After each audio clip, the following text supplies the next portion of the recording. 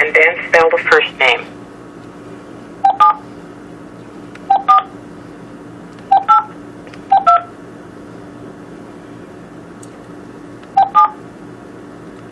Calling, last name R-I-V-A-R-D, first name D-A-V-I-D.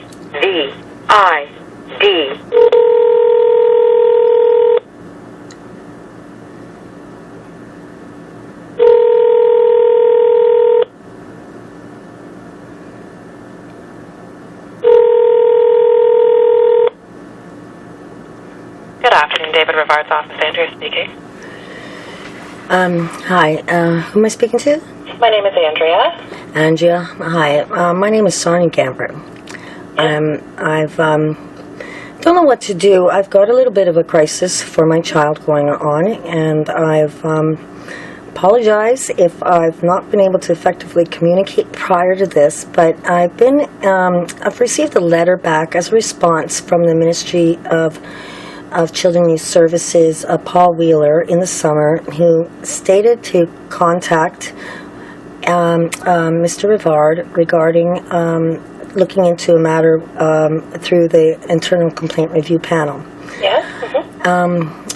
I've written to Mr. Rivard, and I've not received I think once or twice I've written, and I've not received a response, but it had been redirected. Did you send it by letter? I've not, no, I believe I had one fax, at least one was a fax, and recently was an email that was November 14. I'm not sure.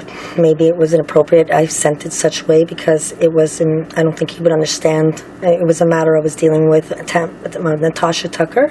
Right, Natasha. You have been in communication with Natasha? Yes, and it was. I mean, I don't even want to get into things that don't matter today, but things are mounting, and I've requested in writing on November 15th for an internal complaint review through Natasha, and she was, I understand, not in the office, and I got a response that was just inadequate from a turn-in, Diane. Okay, so she was responding in Natasha's absence? Yeah, but it was not communicating that my correspondence was clear, and it was a short. For me, I go overboard. It was actually a quite short one-page matter, and it was regarding. I just picked one little item I wanted to have dealt with. And I did get in touch with Natasha Tucker when she returned, which I believe was the 24th of November. And she was reluctant. I said, I want to know if you've gotten the communication, because I sent an email and it was regarded as a fax, and it was missing the context entirely, and I can't believe that would be missed. And then she was reluctant to read back to me the letter. I wanted to ensure it was my letter, and I'm not getting an internal complaint review because I guess it's something matter that they don't want to deal with. Do I have the right to have this process, or should I? I don't want to really bother Mr. Rivard. It's the actions of a couple of workers that. I'm sure he's running a big agency, and hopefully, the most part, it's running as we expect Children's Aid to run. But I don't understand, and this is my child, and I'm not gonna. I feel like I'm one of those. I've been stereotyped. I've been pigeonholed here or pegged. And I'm like, this isn't going to happen. I've lost. It's not going to happen. I am the typical demographic here. I'm single. I've got a young child. I got 2 old parents, and I'm unemployed. But I don't plan to stay this way or remain this way as a consequence of what these matters doing. So, more important, ma'am, please. I'm sorry, but I know you're probably very busy. But this is my child is 6 years old. I only have one child.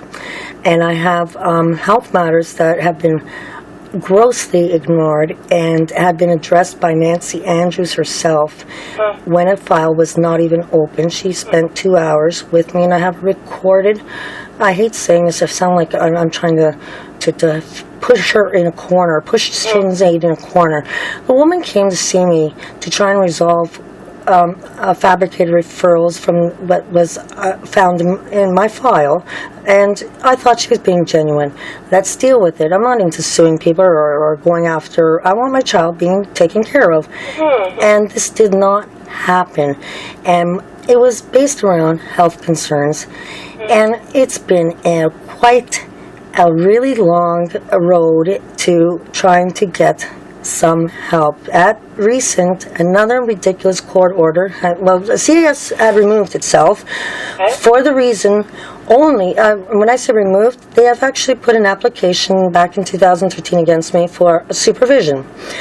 And that was removed once I've spoken with Nancy Andrews in 2014, November, I believe 19, and it was regarding what I found with the sick kids hospital, that the worker had, that was involved in the case, had actually denied or instructed to deny health care and assessment that was actually very much needed, it was determined, to my daughter. The child. Yeah, and in the next court case, they just withdrew and said everything was okay. Everything wasn't okay, and we've been left hanging, and now matters have quite escalated, and my child's been put into now a matter because of you want to go wrong against me, or you want to be battling with me, fine. You don't use my child and make her so. Name? It's Valerie. Valerie, and she has a hyphenated last name. It's Gamper, G as in George, A, M as in Mary, P as in Peter, E, R, that's, and then there's a hyphen, N as in Nancy, I, E, L, S-E-N. Okay. So it's Gamper Nielsen. Thank you for spelling it. And recently, a new court order, and the timing was, I magically always, when I'm sending communication to Children's Aid, I've got all of a sudden the sudden results of a trial from February had now produced a final order. And in that, the child is now going to be in her 5th consecutive overnight with the father. And as much as I'm not a fan of him, it's not my concern. It's the quality and her health. And the first 2 weeks, she was with his family, all went well. He doesn't have an address, and the workers have known this for quite a while. He's in a trailer, and an inadequate trailer, and her health, she's got an eye disease like myself, and I'm blind in one eye from it. I'm trying to prevent it. It's not life or death, but it's a serious matter. I mean, she's 6. Why do this to, like I said, take it out on me, take out my other eye, but don't do it to my child. I mean, and now her health is sunk, and I brought it to the police since the CAS does not want to respond here. And when I called 3 weeks ago, there was no open file. I also and I went to the police, and they wrote a report in the 22 Division 2 weeks ago, and the name is Russell, the officer, and she said she's going to send it to Children's Aid.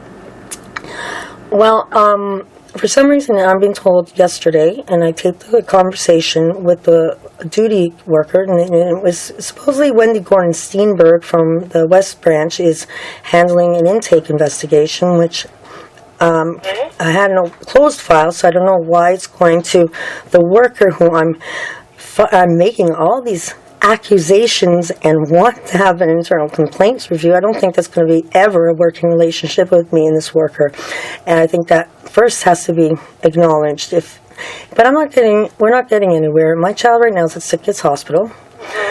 I am here at home trying to make these calls because I'm going to be sitting here thinking, with this man threatening that he's managed to pull the the cloud of being in contempt of court for withholding access when Children's Aid had been involved with the supervision order. When I withheld access, they walked away and said, everything's fine.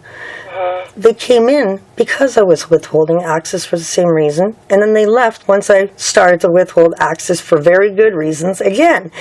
And now I'm not in any contempt of court.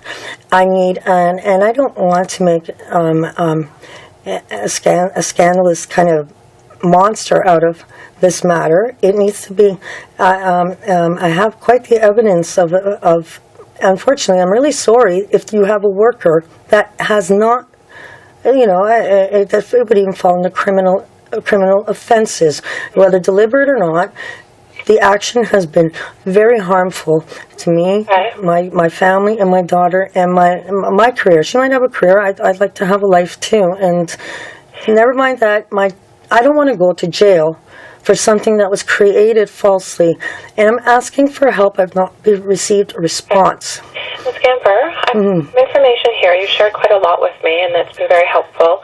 Let me see what I can do in terms of having somebody follow up, okay? Do you have a phone number you can be reached at? Yes, I'm at 416-255. 5850, but I do have to leave to go. My mother, I had her go ahead with my child, 2 sick kids, because the teacher, as of yesterday, reported that she hasn't recognized that there is a sudden presentation of an illness in her eyes yesterday, and she said it's affecting her learning. And I tried communicating with this father, and the eye problem occurred once the overnight in the trailer that has no toilet, that has no amenities, that has, this is middle of winter, and something's got to be looked into, please. Well, let me take this information that you just shared, okay? And let me see if I can get someone to call you back. And I've got your number here, and you spelled your last name was Gamper, and your first name is Sonia? Yes. Sonia? Yes, and I also understand that the child is in a file with the father, so I was... Okay. Don't What's his name? What name he calls himself? What you have? I don't know. He's got several. Peter Nielsen, and by the court that I know, he uses the name as I spelt it as my child's second hyphenated name. I got that then. Okay. Okay. Thank you very much for your call. Okay, thank you very much. Bye. Bye-bye.